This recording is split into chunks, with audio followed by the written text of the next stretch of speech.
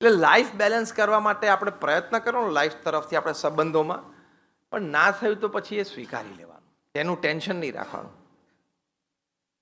એક વાસ્તવિકતા શીખવાનું. બીજું લાઈફ તરફથી મેં જે આ વાત કરી એમ કમિટમેન્ટ, કે મેં કીધું આટલા બધા ડિવોર્સીસ થાય છે, એમાં તમને ખબર છે 5% ડિવોર્સ તો 60થી ઉપરના હોય છે ને એ લોકો નોંધાવે છે.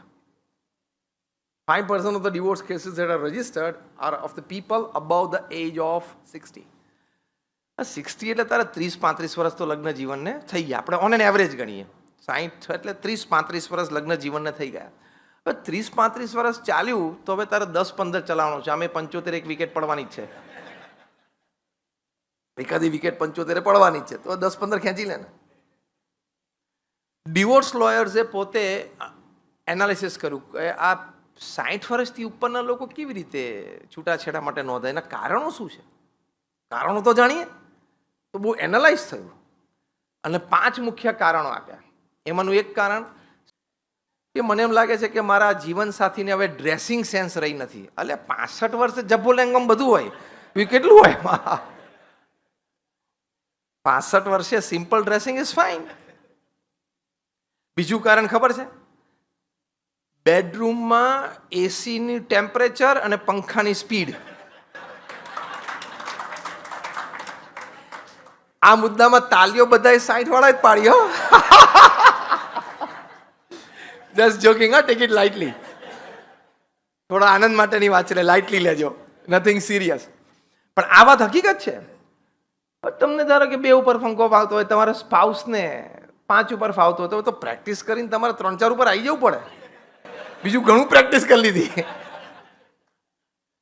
આ મુદ્દા પરથી મારે મુખ્ય સિદ્ધાંત શું સમજાવો છે? Life is compromise. જીવનનો પર્યાયી શબ્દ શું છે? કોમ્પ્રોમાઇઝ. સિમ્પલ. તમારી ઈચ્છા હોય કે ઉનાળામાં માથેરાન જઈએ અને પત્ની કે શિમલા જઈએ, તો ક્યાં જવાનું?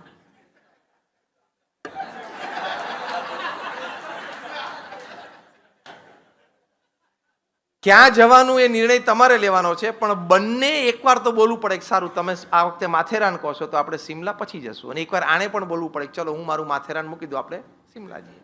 એકવાર તો બંને જણાએ બોલવું પડે, તો સમજવાનું કે લાઈફ ઇઝ અ કોમ્પ્રોમાઇઝ. એ સિદ્ધાંત તમે સમજ્યા છો. પછી જ્યાં જાઓ ત્યાં ત્રીજી જગ્યા સિલેક્ટ કરો તો વાંધો નથી. તમે વખતે કહો ના ના મેં નક્કી કર્યું છે ને હું માથેરાન, તમે બ્રેડ વિનર છો, ઘરમાં તમારી કમાઈથી ઘર ચાલે, તમે આગ્રહ રાખો ના ના માથેરાન જ જવું છે, તમે માથેરાન જાઓ કરા, ત્યાં આનંદ કરો, ફોટા પાડો, પણ માણસનું મન તૂટી જાય. હવે માથેરાન અને શિમલા બે આપણે જન્મે પહેલાના છે, હા કે ના? આપણે મરી જશું પછી એ રહેવાના છે. તો આ વર્ષે શિમલા જાય 2 વર્ષ પછી માથેરાન છે, તારે ક્યાં ફેર પડે છે? તું જન્મ્યો પહેલા ને 2 સ્થાન છે કે ને હિલ સ્ટેશન, અને તું મરી જાય પછી એ રહેવાના છે ને, તું મૂકને માથાકૂટ. તમે ઘરે જાઓ ને તમારા પત્ની તમને દેખાડે, સરપ્રાઈઝ આપે કે જો આપણે કર્ટન્સ બદલી નાખ્યા. દીપકભાઈ, આપણે કર્ટન્સ બદલી નાખ્યા, નવા કર્ટન્સ લગાડ્યા, અને તમને કેમ કેવા લાગે? તમારે શું કહેવાનું? શું કહેવાનું? બસ તમે જ્યાં જવાબ આપ્યો ને એની પરથી આ પ્રવચન મારું પૂરું થઈ જાય. તમારે કર્ટન્સોને એટલું જ કહેવાનું, એક્સિલન્ટ, ગુડ. અને વધારે આનંદ લેવો હોય ને કરાવવો હોય તો ઓ વોટ અ ચોઇસ. શું ચોઇસ છે, વર્લ્ડ ક્લાસ ચોઇસ. ભૂલથી પણ એમ નહીં બોલવાનું સેજ ટોન ડાર્ક હોત ને મરી જઈશ. આ આનંદ માટેની વાત છે, પણ આમાં સિદ્ધાંત શું છે? એક્સેપ્ટન્સ. સિદ્ધાંત શું છે લાઈફમાં? સ્વીકાર. સારું ભાઈ, એમને ગમ્યો, એમને લગાડ્યો છે, એક્સેપ્ટન્સ. તારે સવારેથી ઉઠીને સાંજ સુધી પડદા સામે જોઈને જિંદગી કાઢવાની છે,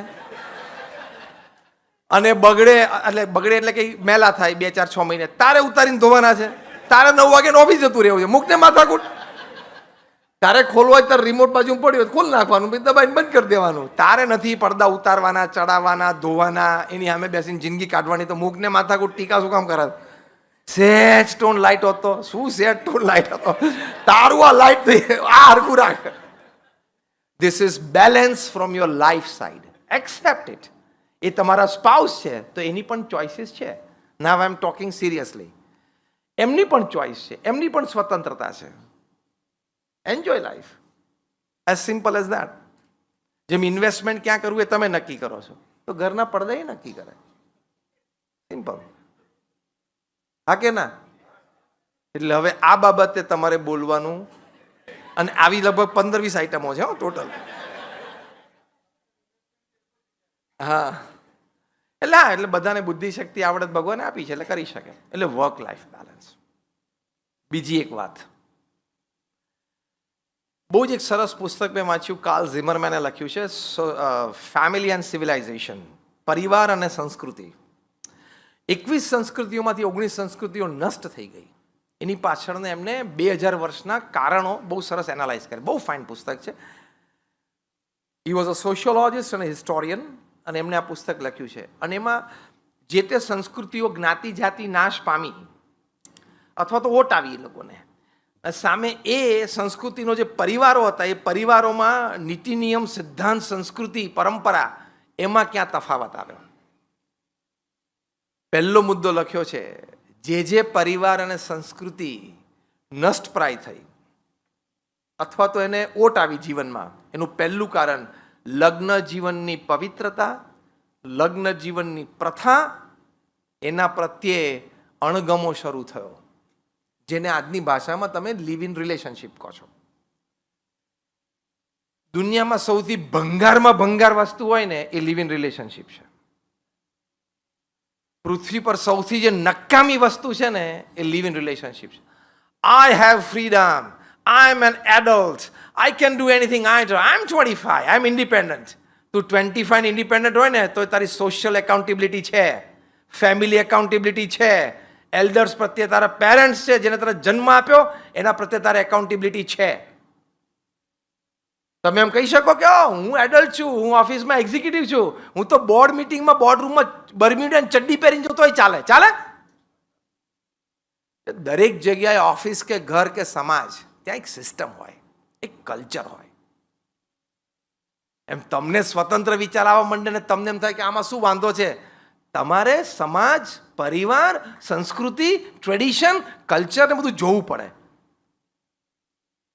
મેં એક જણાને આવી રીતે મને પ્રશ્ન પૂછ્યો તો એક સેશનમાં મેં ચેલેન્જ કરી, તારામાં તું એમ કહે છે ને હું સ્વતંત્ર છું, ફ્રીડમ, આપણે તો ભાઈ ફ્રીડમની પાછળ બધું લાગે, ફ્રીડમ ઓફ સ્પીચ અને ફ્રીડમ ઓફ એક્શન, પણ એની એક લિમિટ હોય ને. તમે જવાબદાર વ્યક્તિ તો છો ને સમાજના. તું ફ્રીડમમાં માને છે, તારી તાકાત હોય ને તો તું ઓફિસમાં ચડ્ડી પહેરીને જા અને આખો દિવસ કાઢી બતાવ તારા ટેબલ ઉપર. કરી શકે કોઈ? તું કંપનીનો સીઈઓ હોય તો ખાલી એક દિવસ સ્લીપર પહેરીને તો ઓફિસમાં જઈ બતાવ અને સીઈઓની ખુરશી ઉપર 8 કલાક બેસી બતાવ સ્લીપર પહેરીને. સિસ્ટમ તો હોય કે નહીં? જે ડ્રેસિંગ કોડ ને ડ્રેસિંગ એટિકેટ તો હોય કે ના હોય? જેમ ડ્રેસિંગ કોડ છે, ડ્રેસિંગ એટિકેટ છે, એમ બિહેવિયર કોડ્સ પણ હોય, બિહેવિયર એટિકેટ્સ પણ હોય. જેમ ત્યાં ઓફિસ છે ને તમારે ઓફિસના કાયદા કાનૂન નિયમ પાળવા પડે, એમ સમાજ. આપણે લગ્ન પ્રથા, લગ્ન પરંપરા, લગ્નની પવિત્રતા જાળવી રાખવાની. કાર્લ ઝિમરમેને બીજું લખ્યું છે કે યુવાનોને વડીલો પ્રત્યે, સેવા પ્રત્યેનો ભાવ ઘટતો ગયો. યુવાનોને વડીલોનો થોડો અનાદર પણ ઘટતો ગયો, અનાદર પણ વધતો ગયો, એ પણ લખ્યું છે. ત્રીજી વાત એમણે સ્પષ્ટ લખી છે કાર્લ ઝિમરમેને કે વ્યભિચારની ઈચ્છા અને વ્યભિચારનો સ્વીકાર એ સમાજમાં વધતો ગયો. એ બધા સમાજ તૂટ્યા, એ બધા પરિવારો વેરવિખેર થઈ ગયા, એ સંસ્કૃતિ ખલાસ થઈ ગઈ. તો આપણી સનાતન હિન્દુ ધર્મની સંસ્કૃતિમાં આની માટેના નીતિ નિયમો છે, આની માટેની વિચારધારાઓ છે. આપણા ઋષિ મુનિઓએ આપણને આ પવિત્રતા આપી છે. એનાથી વિરુદ્ધ જઈને કોઈ વ્યક્તિની પ્રગતિ થઈ નથી ને સુખી નથી થયો અને થશે પણ નહીં.